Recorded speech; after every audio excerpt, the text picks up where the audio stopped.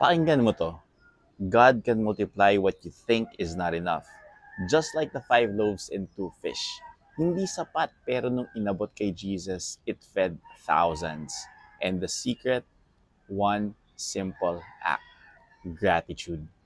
Sa Matthew 14, dala lang ng bata 5 loaves plus 2 fish. Pero sabi ng mga disciples, Lord, kulang to. Pero si Jesus, iba ang perspective. Ang ginawa niya, He gave thanks and broke the loaves. Yung give thanks sa Greek ay Eucharisteo. Ibig sabihin to acknowledge God's grace, to celebrate His goodness even before the miracle. Meaning, gratitude activates multiplication. When you thank God for the little you have, grace turns not enough to more than enough. From pangsarili lang to overflow for multitudes.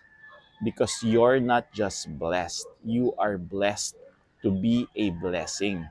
So today, don't say kulang. Say, thank you Lord, this will multiply. Declare this with faith. Gratitude activates my blessings. I'm blessed to bless many. Comment mo dyan, my friend. Thank you, Lord, for the multiplication. Like, subscribe, and share para mas maraming buhay ang ma-encourage God's way. Again, blessed to be a blessing. God bless.